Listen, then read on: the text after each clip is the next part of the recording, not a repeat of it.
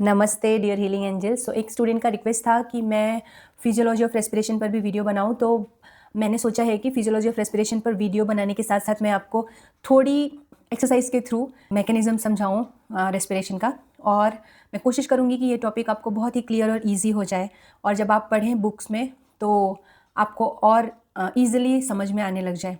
So video को जल्दी से शुरू करते हैं। तो जैसे सिंपल लैंग्वेज में हम देखें कि मैकेनिज्म ऑफ रेस्पिरेशन होगा क्या, तो आप सबको पता है कि रेस्पिरेशन है क्या। जो हम श्वास ले रहे हैं, जो हम ब्रीथ कर रहे हैं, उसको ही रेस्पिरेशन बोलते हैं। तो ब्रीदिंग में क्या हो रहा है, ऑक्सीजन अंदर आ रहा है, इनहेल कर रहे हैं हम, कार्बन डाइऑक्साइड एक्सहेल कर रहे हैं, राइट। जो एयर अंदर आया और उसका जो जर्नी रहा हमारी बॉडी में, और उसके बाद में उसको हमने एक्सहेल कर दिया, उसी जर्नी को ही हम बोलते हैं फिजियोलॉजी ऑफ रेस्पिरेशन। ठीक है, आप देखते हैं रेस्पिरेशन है वो 2 फेज में कंप्लीट होता है। फर्स्ट फेज है उसका इंस्पिरेशन। इंस्पिरेशन में लंग्स में एयर आता है, और एक्सहेलेशन में लंग्स से एयर है वो बाहर जाता है।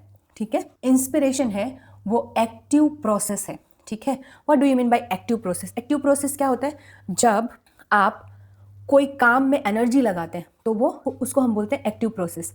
और जिस काम के लिए एनर्जी नहीं लगती है, या बहुत कम एनर्जी लगती है, या नहीं भी लगती है, उसको हम बोलते हैं पेसिव प्रोसेस। तो एक्टिव प्रोसेस हम बोल रहे हैं इंस्पिरेशन को एक्टिव प्रोसेस है। कैसे बोल रहे हैं? जब आप ब्रीथ करते हैं तो आप एनर्जी से करते हैं, आपको एनर्जी का जरूरत पड़ता है। आप एक बार ब्रीथ करके देखिए, इंस्पायर करके देखिए, तो क्या होगा? जब ब्रीथ इन करेंगे तो हमको एनर्जी लगेगी, और जब ब्रीथ आउट करेंगे तो एनर्जी नहीं लगेगी।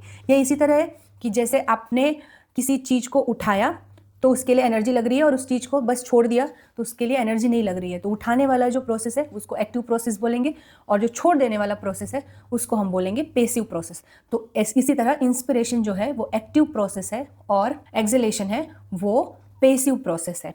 ठीक है, सो अभी इसमें क्या हो रहा है, जब हम इंस्पिरेशन करते हैं तो क्या होता है कि जो थोरेसिक केज है, थोरेसिक कैविटी है, वो पूरा एक्सपेंड हो जाता है, वो एनलार्ज हो जाता है। आप खुद ब्रीथ करके देखिए, आपको पता चलेगा कि कैसे एनलार्ज हो रहा है आपका जो ये थोरेसिक कैविटी है, वो कैसा बड़ा हो जाएगा। आप ब्रीथ इन करके देखिए, इंस्पायर करके देखिए, ऐसा लगेगा कि बहुत सारा यहाँ पर एयर आ गया है, और हमारा पूरा थोरेसिक केज है वो बहुत ही फिल हो गया है।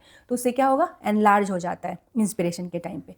ठीक है, अब एक्सपिरेशन के टाइम पे क्या होता है, क्योंकि वो पूरा एयर भर गया है, अब उसको वापस भी निकलना है। तो फिर उस टाइम पे क्या होता है, जब हमने ब्रीद इन किया, थोरेसिक कैविटी है वो एनलार्ज हुआ। जब हमने ब्रीद आउट किया, एक्सहेल किया, तो थोरेसिक कैविटी क्या हो जाएगा?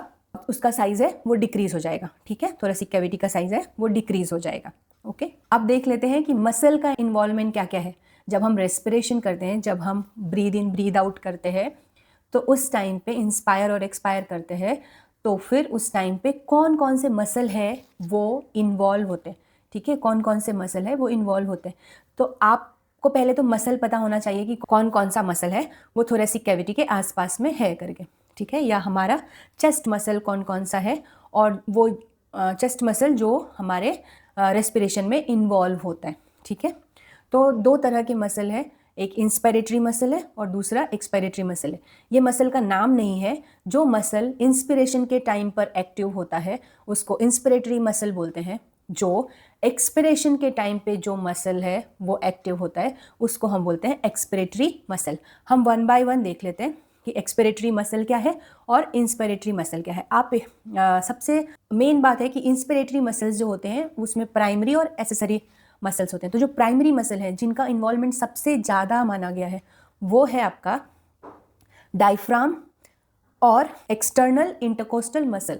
ओके, तो अभी आप इमेज में देखिए कि डायफ्राम कौन सा है और एक्सटर्नल इंटरकोस्टल मसल क्या है। ठीक है, तो ये जो 2 मसल है ये इन्वॉल्व होते हैं आपके इंस्पायर करने के टाइम पे।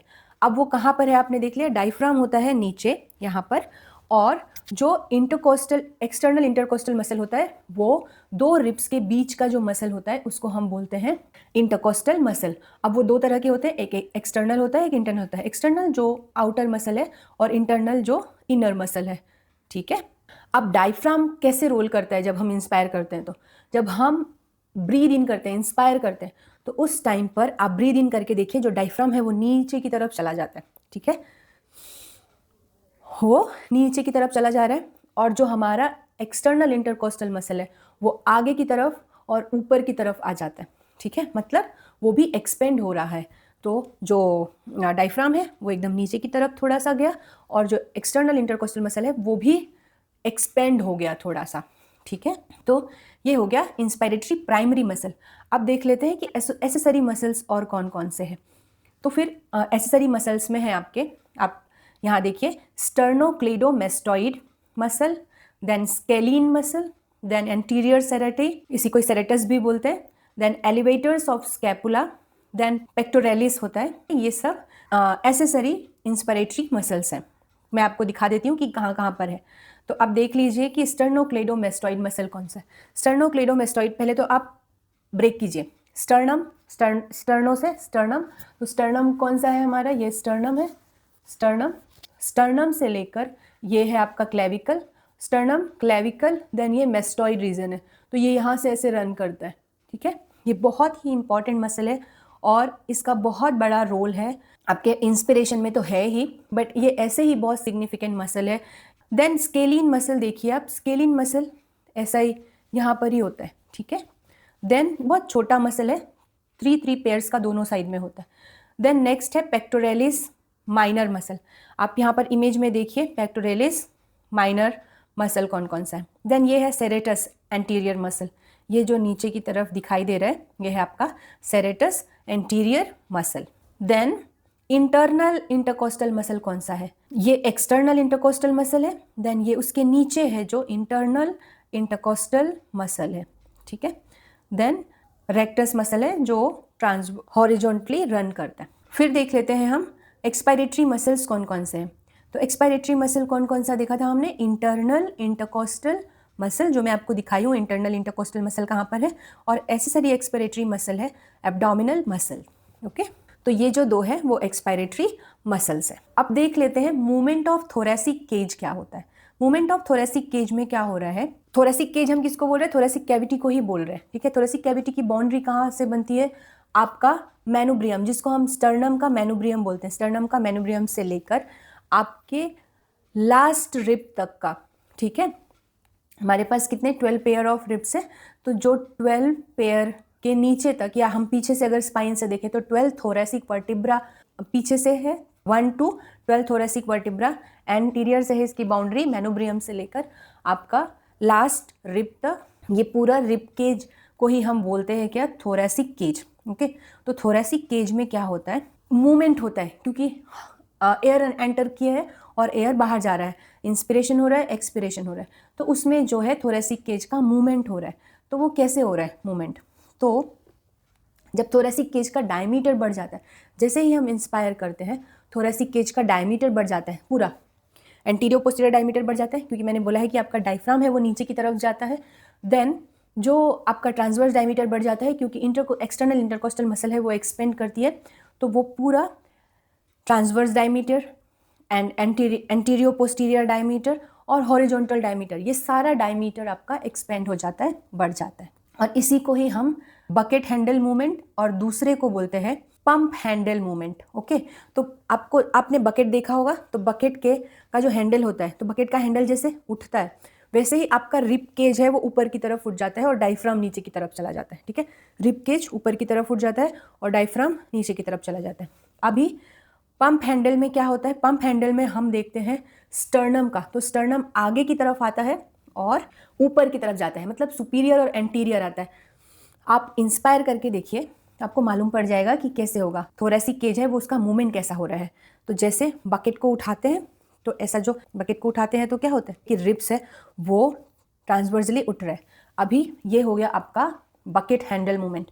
देन अब स्टर्नम के लिए हमने बोला है उसको कि पंप हैंडल मूवमेंट, जो पंप होता है, पंप का हैंडल होता है, आप इमेज में देखिए, जब उसको हम उठाते हैं तो वो क्या करता है, थोड़ा आगे की तरफ और ऊपर की तरफ उठता है, तो वो होता है हमारा स्टर्नम का मूवमेंट। तो इसी तरह जब सब एक्सपेंड होने लग जाता है तो उसके सारे डायमीटर्स बढ़ जाते हैं इंस्पिरेशन के टाइम पे, और जैसे ही एक्सपायर करते हैं सारे डायमीटर्स कम हो जाते हैं और रिब केज है वो रिड्यूस हो जाता है। अब मूवमेंट ऑफ लंग्स क्या होता है, रिब केज का तो हमने देख लिया, ठीक है।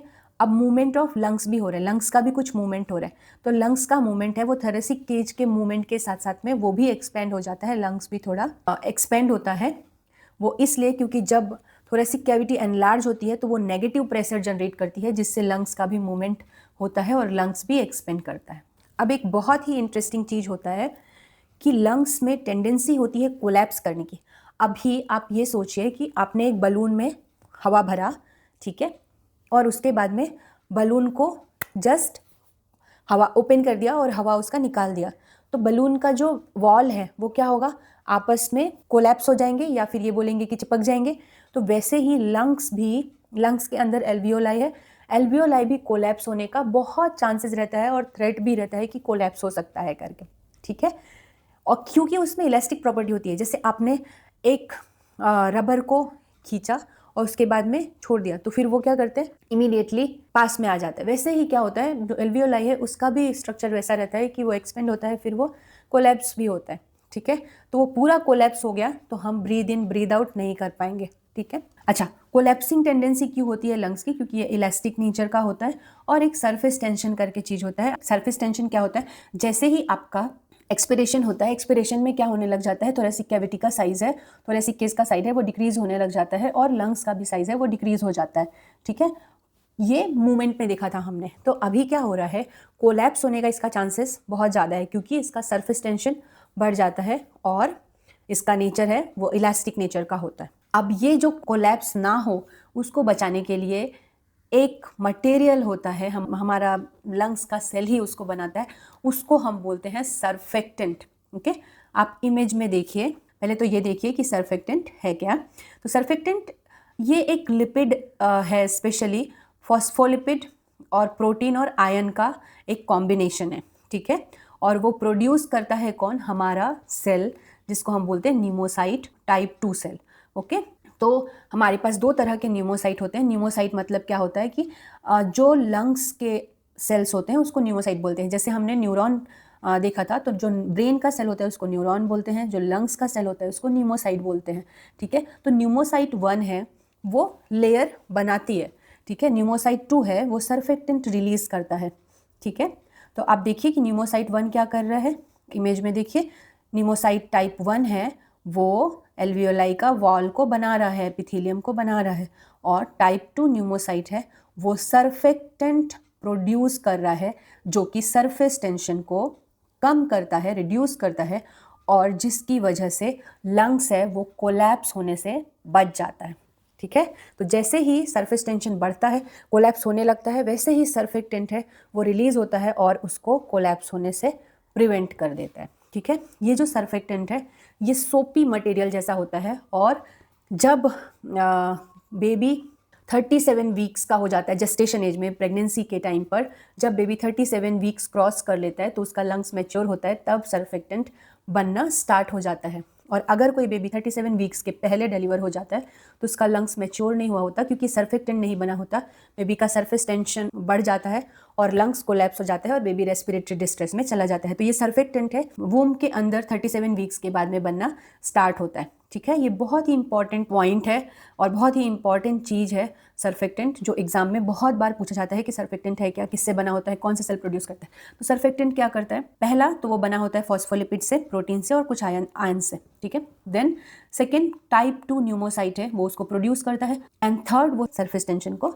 रिड्यूस करता है। अभी देख लेते हैं रेस्पिरेटरी प्रेशर होता क्या है। रेस्पिरेटरी प्रेशर क्या है, लंग्स का, और जो एल्वियोलाई का प्रेशर है उसी को ही हम बोलते हैं रेस्पिरेटरी प्रेशर। मतलब एयर अंदर गया है तब कोई प्रेशर तो होगा, अंदर प्रेशर होगा, उसी प्रेशर को हम बोलते हैं रेस्पिरेटरी प्रेशर। तो उसमें दो है, फर्स्ट है इंट्रा प्लूरल प्रेशर एंड दूसरा है इंट्रा एल्वियोलर प्रेशर, ओके। तो इंट्रा प्लूरल प्रेशर क्या है, जो प्लूरा के बीच का है, जो विसरल प्लूरा कौन सा है, इनर लेयर को बोलते हैं, और पैराइटल प्लूरा बोलते हैं आउटर लेयर को। तो वो दोनों के बीच का जो प्रेशर है उसको हम बोलते हैं प्लूरल प्रेशर और इंट्रा प्लूरल प्रेशर। आप इमेज में देखिए कि ये विसरल प्लूरा है और ये है पैराइटल प्लूरा, ओके। और इसका प्रेशर हमेशा नेगेटिव होता है, ठीक है। इसका प्रेशर हमेशा नेगेटिव होता है, इसीलिए हम इंस्पायर कर पाते हैं, ठीक है। देन दूसरा है आपका alveolar pressure, intra alveolar pressure, okay. तो ये क्या है, जो प्रेशर एल्वियोलाई में है, एग्जिस्टिंग प्रेशर, उसको ही हम बोलते हैं एल्वियोलर प्रेशर, ओके। तो ये एटमॉस्फेयर और एल्वियोलाई का प्रेशर हमेशा इक्वल होता है, और इंस्पिरेशन के टाइम पे ये नेगेटिव हो जाता है, इसीलिए हम इंस्पायर कर पाते हैं, और एक्सपिरेशन के टाइम पे ये पॉजिटिव हो जाता है, इसीलिए हम एक्सपायर कर पाते हैं। ठीक है, ये ऐसा क्यों होता है? क्योंकि प्रेशर का मूवमेंट हमेशा क्या होता है, high pressure to low pressure की तरफ मूव करता है ना प्रेशर। तो जैसे ही हमारा प्रेशर कम होता है, नेगेटिव होता है एल्वियोलाई का प्रेशर जब हम इंस्पायर करते हैं, तो इसीलिए एयर है वो एंटर कर पाता है।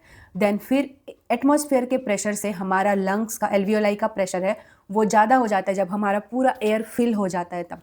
तो उसके लिए अब क्या होगा, जहाँ पर प्रेशर ज़्यादा होगा वहाँ से प्रेशर लो प्रेशर की तरफ मूव करता है। तो पहले जब हम इंस्पायर कर रहे होते हैं तो यहाँ का प्रेशर, एल्वियोलाई का प्रेशर है वो नेगेटिव में चला जाता है, इसीलिए एंटर होता है एयर। उसके बाद में जब एटमॉस्फेयर के प्रेशर से हमारा एल्वियोलाई का प्रेशर पॉजिटिव हो जाता है, मतलब ज़्यादा हो जाता है, तो वो वापस से हम एक्सहेल कर देते हैं। ओके, तो ये था आपका रेस्पिरेटरी प्रेशर। अब नॉर्मल एटमॉस्फेरिक प्रेशर कितना होता है, 760 mm ऑफ Hg। ठीक है, तो जो आपका प्लूरा का प्रेशर है वो हमेशा नेगेटिव में होता है, मतलब उससे कम होता है, और एल्वियोलाई का प्रेशर है इक्वल टू एटमॉस्फेरिक प्रेशर होता है, बट इंस्पिरेशन के टाइम पे नेगेटिव होता है और एक्सपिरेशन के टाइम पे वो पॉजिटिव होता है।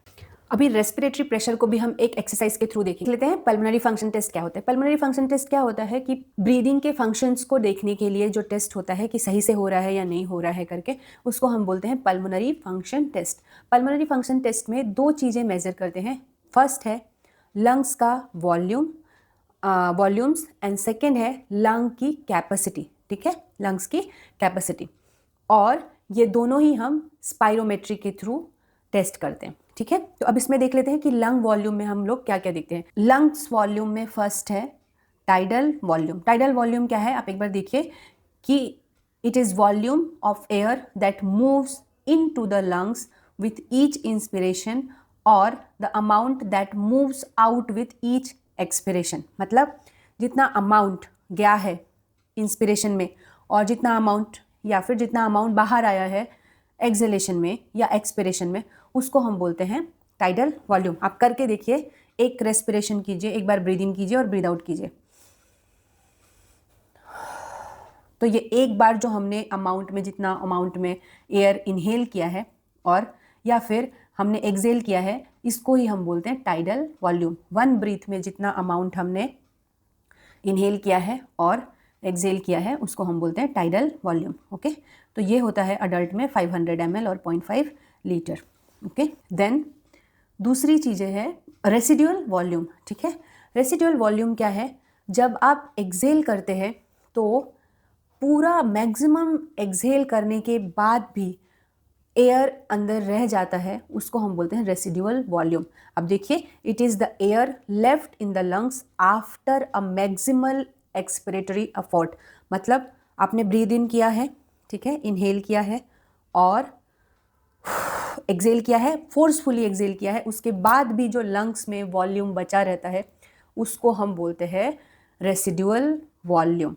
ओके, मतलब इनहेल किया, एक्सहेल कर दिया, उसके बाद में भी अंदर जो बचा हुआ रहता है उसको हम बोलते हैं रेसिडुअल वॉल्यूम। ठीक है, ये स्पायरोमेट्री के थ्रू टेस्ट नहीं हो सकता। नेक्स्ट देख लेते हैं इसमें इंस्पायरेटरी रिजर्व वॉल्यूम। अब इंस्पायरेटरी रिजर्व वॉल्यूम क्या है कि जैसे ही हमने ब्रीद इन ब्रीद आउट किया, तो मैंने बोल दिया है कि जितने अमाउंट में हम ब्रीद इन करेंगे और जितने अमाउंट में हम एक्सहेल करेंगे, ब्रीद आउट करेंगे, उसको हम बोलते हैं टाइडल वॉल्यूम। इंस्पायर करते हैं और एक्सपायर करते हैं उस अमाउंट को बोलते हैं टाइडल वॉल्यूम। अब इंस्पायरेटरी रिजर्व वॉल्यूम क्या होता है, इसमें आप मैक्सिमम एफर्ट से इंस्पायर कर रहे हैं या इनहेल कर रहे हैं, ठीक है, आप जोर से सांस ले रहे हैं, तो ये हो जाएगा आपका इंस्पायरेटरी रिजर्व वॉल्यूम। ओके, और ये होता है 3 to 3.5 लीटर। ठीक है, देन एक्सपायरेटरी रिजर्व वॉल्यूम क्या है, आप मैक्सिमम एफर्ट से फोर्सफुली आप जो एक्सपायर कर रहे हैं या एक्सहेल कर रहे हैं उसी को ही बोलते हैं हम एक्सपायरेटरी रिजर्व वॉल्यूम। ठीक है, ये 1 लीटर होता है। लंग्स की कैपेसिटी में दो चीज़ें हैं, एक वाइटल कैपेसिटी है और दूसरा है टोटल लंग कैपेसिटी। तो वाइटल कैपेसिटी में देखते हैं कि जब आपने एक ग्रेटेस्ट अमाउंट में एयर को एक्सपायर किया है आफ्टर मैक्सिमल इंस्पिरेटरी एफर्ट, मतलब एक बहुत डीप ब्रीद किया है, ब्रीद इन किया है, ब्रीद आउट किया है, इनहेल किया है, देन एक्सहेल किया है, तो जो एक्सहेल किया है आपने इनहेल करने के बाद में, वो उस वॉल्यूम को हम बोलते हैं वाइटल कैपेसिटी। आप करके देखिए, पहले इनहेल कीजिए, बहुत फोर्सफुली इनहेल कीजिए और देन एक्सेल कर दीजिए, ठीक है।